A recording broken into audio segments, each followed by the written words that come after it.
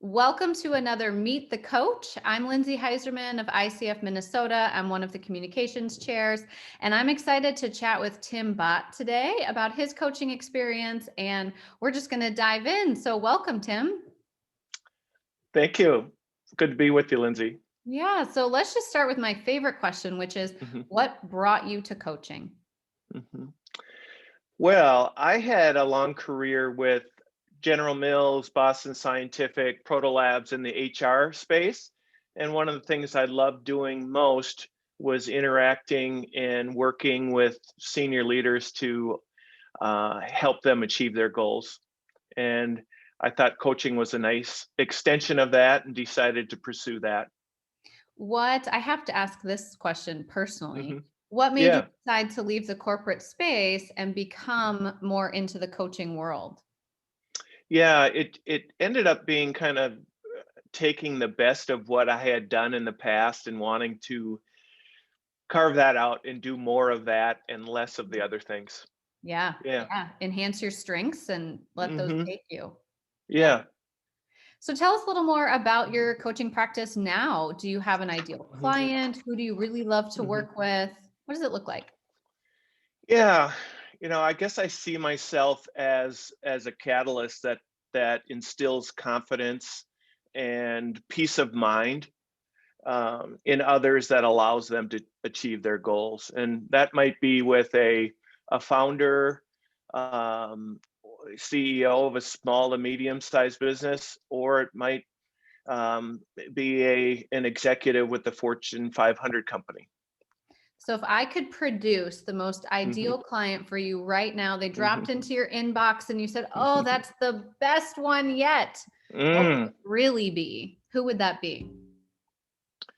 I think someone that is open to really understanding themselves and the impact that they can and do have on others, Mhm. and someone who I can work with to build insight, and then in turn just build in small behavior steps that over time, uh, those small steps really turn into major change that's visible to others.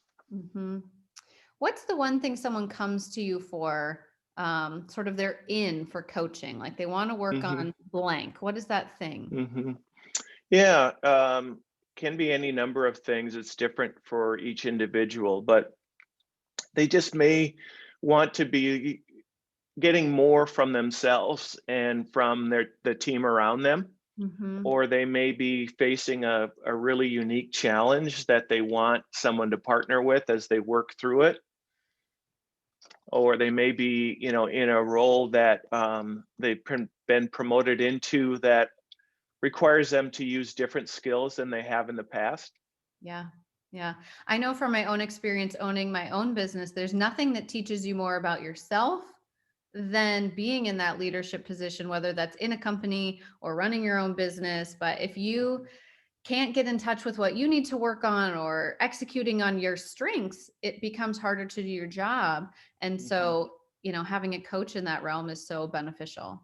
Yeah, great insight. I agree. hmm So, what do you Mhm. absolutely love about your coaching work? Well, I like to see the light bulb go on in clients and just to say, oh, now I understand, um, deep in a more deep way what I was experiencing and what I was thinking, and how the impact of my words can have on others, and so I like that insight piece. And as I mentioned before too, I really do like that over time. I liken it to a dial being turned, Mhm. just small turns on that dial, and a large number of them, although they're small, over a period of time, they become very dramatic change. Yeah, I just finished a 12-week course with some clients and I said, I wish that I had a video of you on the first day. And right hmm now, like even to the coaching calls, they showed up as different people and as if hmm it was no big deal, right? Because it was just like you said, a little bit at a time. And then they're all of Yeah. a sudden carrying themselves differently, but they're not even stopping to recognize that we made all these small but big improvement. Right. Right. I try to capture, allow clients to capture some of their successes along the way. So Mhm. not only to celebrate them, but also, like you say, towards the end of an engagement or after a longer period of time, just to look back and say and share, just how much progress and just, how far their thinking has come. Yeah, I always say as a coach, I love to just be your mirror, right? If I could just show you what you can't see that's right in front of me, Mhm. but it's hard for you to see, that's really fun. Yeah, yeah, exactly. And sometimes but by being that mirror, you may be able to trigger insight that even though they may have received feedback, it may not have been as instantaneous. And if you can show that mirror and say, here's what I experienced from you Mhm. just now, that reinforces prior feedback, it can be pretty powerful. Yeah, I agree. Before we go into some coaching tools and things that you really Yeah. love, anything else about your business now that you would love to share with the people? I think I primarily focus in two areas. One would be leadership and executive coaching. As I mentioned, anywhere from a founder or a leader in a small or medium-sized business, all the way to Fortune 100, 200 executive. Mhm. I also do some work with people in transition, whether that's leaders or middle career or early career professionals. So That's really someone fun. that's That's fun. either in a role that they want more out of, or they're just stuck in a career and they want to look at different possibilities for themselves. Man, that transition Hmm. phase is so fun because people are nervous and excited, Hmm. unsure but determined, so to walk with them through that can be really exciting. Exactly. Yeah, yeah, and let them understand that whole continuum of emotions is normal. Yeah. Yes. Yes. All right. Tell us about some Mhm. coaching tools you love or books or podcasts that help you really become a better coach. Yeah, yeah. Wow. I've been really fortunate to have had access to a lot of great people, and I think some of my influences in the past and to a great extent to this day include some of my fellow coaches that I went through a training at the Hudson Institute of Santa Barbara, and that team, and I still keep in touch with them. There's an active community there. Um, this past year, I went through positive intelligence training with an individual by the name of Shirzad Shamin. He's the author and Stanford lecturer, New York Times author of Positive Intelligence.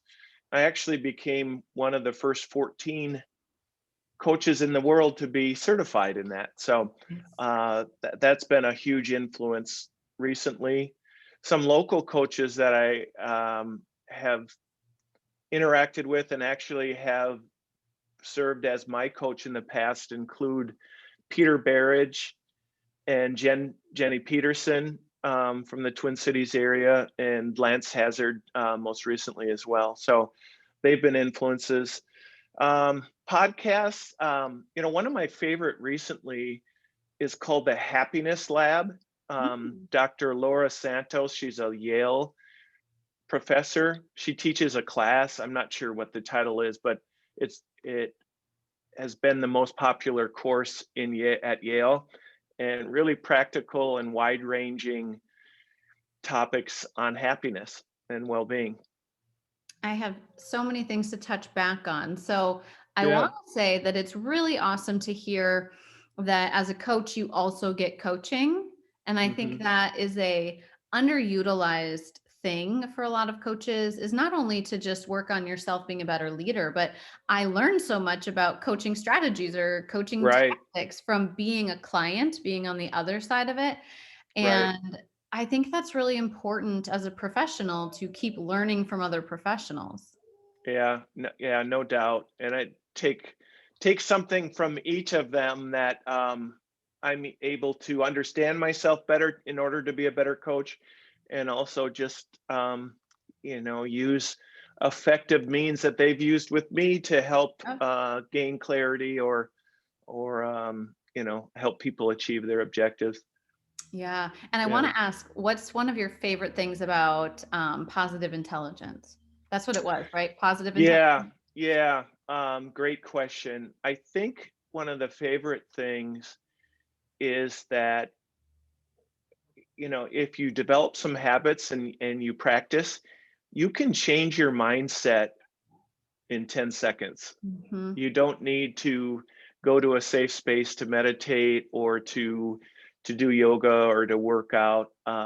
There are habits that you can form that in 10 seconds you can go from being what we use the term, hijacked by our Hmm. emotions or by saboteurs, and silence that saboteur and move towards a more positive result and more positive action. You can do it in 10 seconds.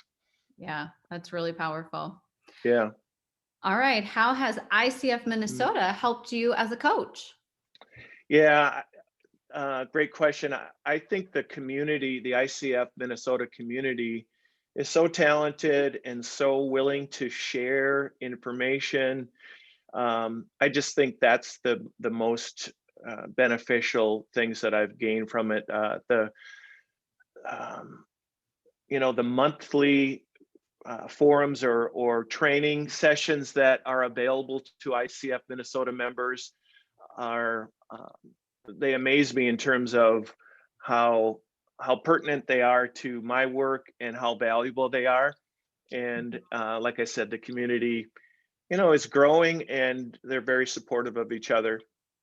Yeah, it really helps to have a community of professionals who you can learn from, but also just be in and Hmm. around, just Hmm. that sort of, I kind of liken it to professional development by osmosis, right? Just being around other people makes you feel more confident in your work and know that you can rely on them. Yeah, and just like coaches that I've engaged with, to coach me, just to gain perspective and insight from other professionals in ICF Minnesota, it's been helpful to me. Hmm. Well, before my final question, Hmm. did we leave out Hmm. anything that you really want people to know about you or your coaching style? Mm.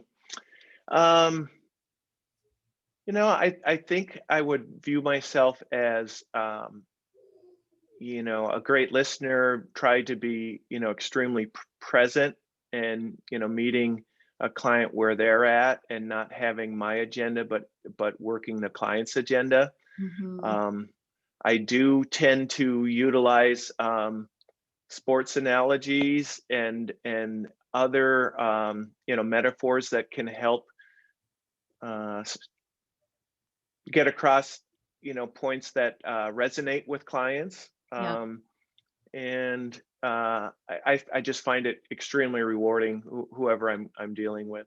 I agree. How can folks connect with you? Mhm. I do have a website, botcoachingandconsulting.com, and people can get a hold of me via email at tim@botcoachingandconsulting.com. That's all spelled out, uh, including the word and folks can get a hold of me there. All right. Well, thank you so much for sharing part of your work with us. And I'm sure you are a great asset to your clients. Thanks, Lindsay. Appreciate it.